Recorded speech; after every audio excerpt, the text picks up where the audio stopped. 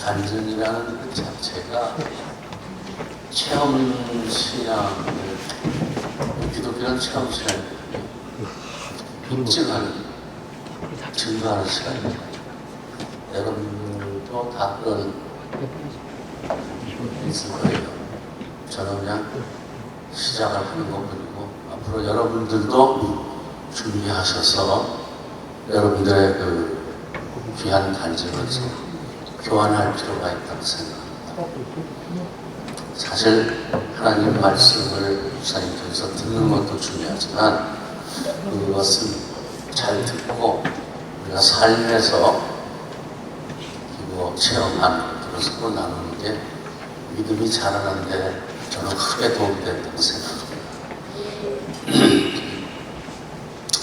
시간이 길지 않을 것 같아서 제가 간단히 하겠습니다만, 제가 국민학교 들어가기 전부터 국민문화회 영천이라고 있었어요. 현저로. 거기서 이분들이 천막교회를 쳤을 때 제가 거기 다녔던 그때가 하나님이 저를 처음 다루신 때, 그때는 예배 드리러 간 게 아니라 미군들이 주는 사탕 얻어먹으려고 글로 모였지요. 그래서 요즘 어린아이들한테는요, 껌하고 사탕을 줘서라도 데려오게 할 필요가 있어요. 당장은 몰라도 그 아이들의 삶을 통해서 하나님의 역사하십니다. 저는 그러면서도 크리스찬이라는 이름을 갖고 중국교회를 드문드문 다니다가 대학 시절에는 크리스찬 학교였기 때문에 기도 학생회도 다니고 했는데, 알고 지나서 보니까 그건 크리스찬이 아니라 크리스찬 문화활동이었더라고요. 그러고 사업을 하기 시작했는데 그 사업을 하는 과정이 참으로 어려움이 많았어요.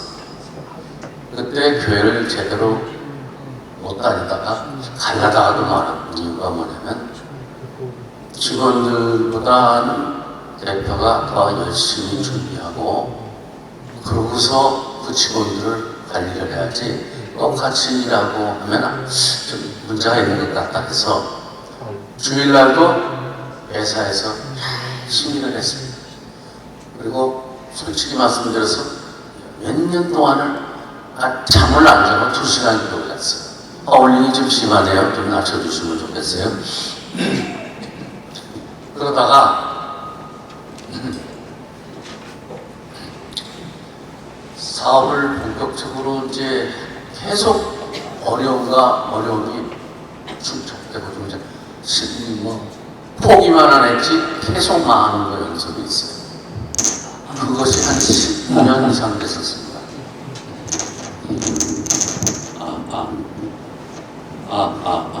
그게 한 10년 동안 지속되다가 어느 날 제 친구를 통해서 목사님이 교회를 만드는 게 아니라 성도들이 모여서 교회를 한번 세우려고 한대요. 처음 듣는 얘기예요. 그리고 너무너무 신기하고 의미가 있어 보여서 그 사람들하고 어울려서 해외 출장 가서 계속 하나님 얘기만 하다가 돌아왔어요. 그 사람들하고. 그 공항에서 오자마자 거기 교회하기로 했던 장소, 청담동에 있는 조그만 건물 2층에 조그맣게 해놓고 그만한 재단 만들어놨어요. 그런데 웬일인지 모르게 거기 가서 그냥 뒤돌아서 나오기가 뭐해서 그 재단에 가서, 빈 재단에 혼자 가서 기도를 하기 시작했어요. 근데 기도를 하는데 막 조금 있으니까 머리가 누가 머리에다가 뜨거운 물을 붓는 거예요.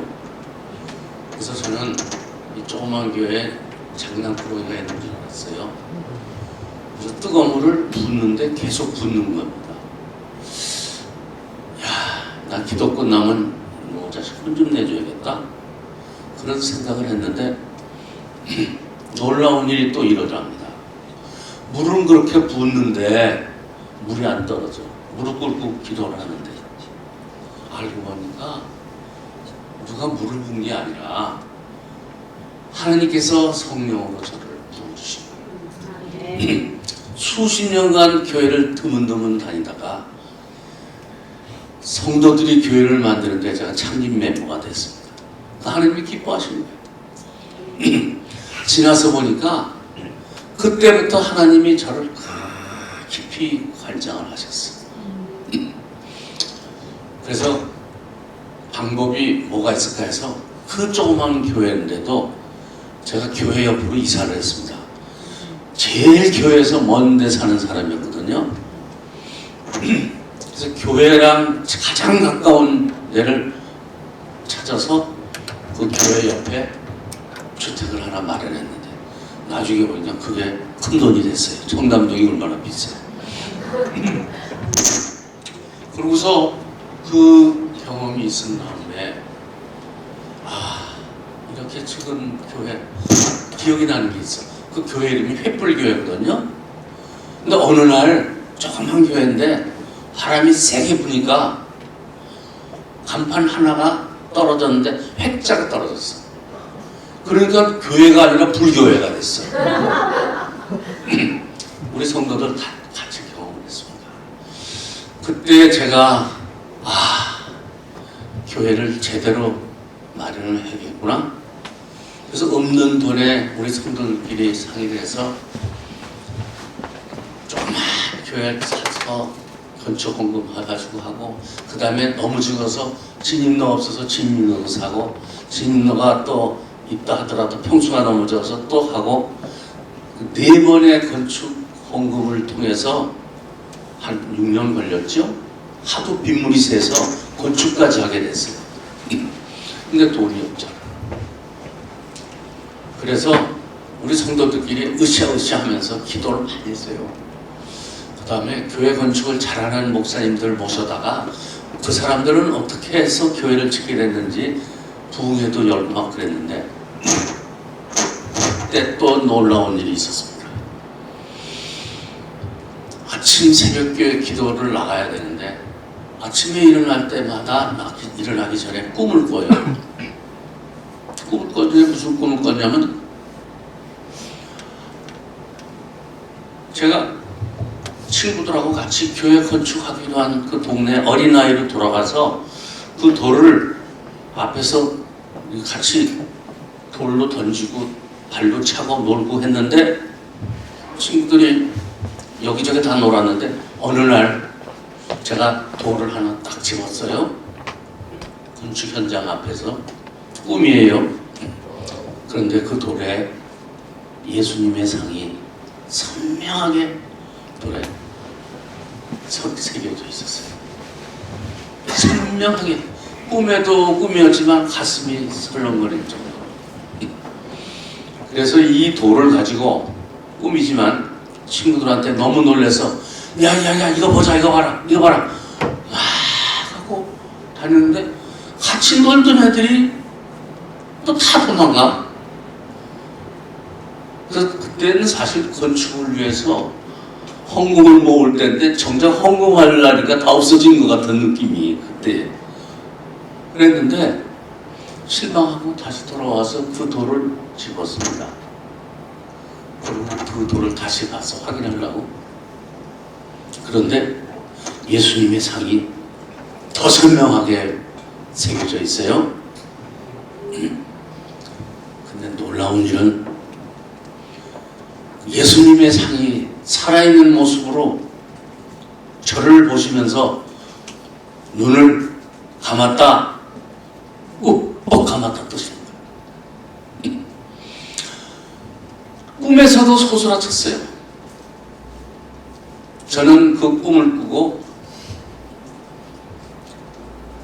교회 그날 아침 새벽 부흥회 때 그 얘기를 했더니, 어떤 사람은 걔 꿈은 아니구만 그런 사람도 있고, 어떤 사람은 참 귀한 꿈을 꾸셨는데 평생 간직하세요. 은평구청장 하시던 분이 그러죠. 근데 더 놀라운 일은 이 꿈을요, 부흥회하는 날 3일 동안 아침 새벽에 똑같이 세보는 것이에요. 저는 이거 설명할 수 없을 정도로 현실이에요. 그런데 더 놀라운 건 눈을 꿈뻑 감았다 떴을 때 주님이 저한테 뭐라 하시는 것 같아요.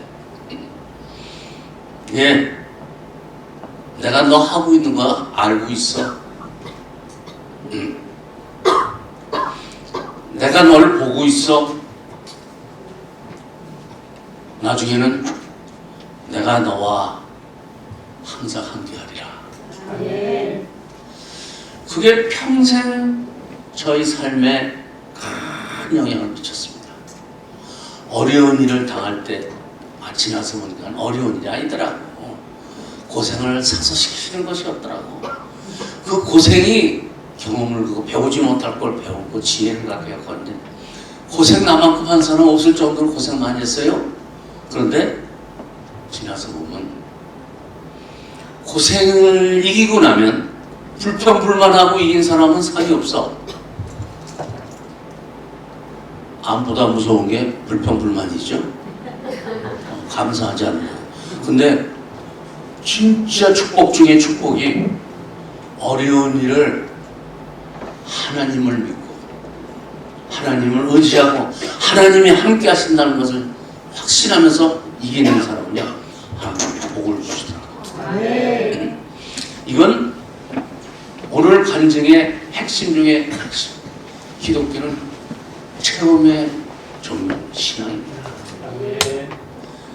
이 체험을 해보고 나니까 그 다음부터는 어려운 일이 와도 이겨내기 쉬워요. 특히 젊은 분들은 고생 많이 할수록 나는 우리 자제자들한테 고생시키려고 애를 써요. 나 죽은 다음에 잘 되면 됩니다. 고생하는 것보다 좋은 공부가 없거든. 지금 널널해가지고 헬렐레 해서 잘 먹고 잘 하고 잘 입고 다니면 그 아이들 미래 저는 걱정됩니다. 그래서 지금 그런 것을 당하고 나니까 그 다음부터는요, 어려운 일이 오면 은근히 좋아해. 하나님이 또 이거 이겨내면 뭘 주시려나? 영적인 어떤 그 믿음, 저는 믿음에도 종류가 많다고 그러죠. 하나님 말씀을 선별적으로 믿으면 안 돼. 100% 믿어야 돼. 그러면 하나님의 축복이 이어진다. 이건 저는 이걸 과학이라고 생각합니다. 제가 말하는 게 아니라 진리란 무엇입니까? 진짜 이론 아니에요? 진리, 과학이란 얘기예요. 근데 과학은 물리화학만이 과학 같지만 동서 고금을 뛰어넘어서 진리가 적용되는 것을 사회과학이라고 저는 생각합니다. 사회과학은 물리화학을 뛰어넘는 거예요. 선별적으로 믿는 게 아니라 그 안에서 무조건 하나님을 신뢰하고 하나님 말씀대로 따라 믿는 건 빌리브가 아니야. 내가 삶으로 살아내는 거. 저는 그게 진정한 믿음이고 진정한 사회과학이고, 우리는 난 기독교를요 종교의 하나라고 생각하잖아. 유교, 불교, 이슬람 아니야. 기독교는 종교가 아니야. 저는 종교가 아니야. 사회과학이에요. 이 과학을 모르니까 자기 잔머리 굴리는 거예요. 진짜 과학은 내가 눈으로 볼 수 있는 거하고 눈으로 볼 수 없는 거하고 한번 따져보면요, 처음에 내가 보는 게 전부인 줄 알았어요. 제가 세월이 지나고 보니까 저도 과학자거든요. 내가 보는 것은 내가 못 보는 거에 대해 10분의 1, 100분의 1도 안 돼. 내가 보는 거 갖고 판단하는 사람들, 정치인들, 거기다 욕심까지 포함되고 그러면 이거는 잔머리죠, 잔머리. 내가 못 보는 것까지도 다 포함해서 그것까지 해서 합당한 길을 열어주시는 것이 진정한 과학의 진리입니다. 우리는 못 보는 것이 더 많다는 것을 인정하고 살아야 돼. 내가 보는 건 얼마 안 돼. 난 정치인들 보면 너무너무 안타까워. 못 봐. 거기다가 욕심이 더 많아. 그러니고서도 국가를 위해서 한다는 게 말이 안 되는 거죠. 그래서 저는 우리 교회가 신앙의 하나가 아니라 여기 과학의 사회과학을 확신하는 확신의 장소가 됐으면 좋겠어요. 제가 기가 막힌 사례를 하나 마지막으로 드리고 오늘 말씀을 줄까 합니다. 저는 40년 경영을 하면서 25세 했으니까 40년만 사업하기로 했다고 해서 제가 39년째 될 때부터 저희 회사 살 사람을 좀 상대를 좀 했어요. 그런데 어떤 사람이 우리 회사를 사겠다 이렇게 좀 여러 사람 중인데 보니까 제가 당장 팔 게 아니라 40년을 딱 채우고 팔으려고 좀 오버했어요. 욕을 했어요. 그런데 내가 요구하는 건 다 들어주겠대. 다 들어주겠대. 그러고 회사에 가보니까 그날 출근해보니까 나보다 더 먼저 수십 대의 검은 차들이 와서 자기네들이 도장만 찍으면 자기 회사라고 이제 자기네들이 경영할 거다 하면서 물류들 들어왔어요. 저 제 방에들 한 10여 명이 와서 도장 찍는 거 확인을 하자고 계약하자고. 저는 그래서 에이 39년이나 40년이나 좋으면 하지 하고 마음에 도장 찍을 생각을 하고 있었어요. 그런데 우리 아버님이 어려서부터서 집안의 대소사를 할 때마다 특히 부동산 계약, 뭐 할 때, 임대 계약 뭐 할 때마다 저를 꼭 참여시켜. 그래서 어른들이 기다리고 있어. 근데 제가 가방 들고 고등학교 중학생 달려오니까 어른들이 웃어. 어렸을 때도 나를 보여주신 게 있어. 근데 그분이 하시는 걸 보면 그 당시에 도장 찍기 전에요. 담배 하나 물고 멀리 한번 돌아오십니다. 저도 그 생각이 나서 일생일대에 한 번 한 일이니까 도장 찍기 전에 제 회장실에서부터 화장실이 멀리 있어요. 2층. 그래서 거기를 천천히 한번 가서 한 번 더 생각하고 올라오는 아버지 흉내를 한번 내봤어요. 그랬더니 그날 아침 참 날씨가 좋고 맑았었거든요. 근데 화장실까지 가는 사이에 화장실이 2층에서 정원이 다 내려다 보여요.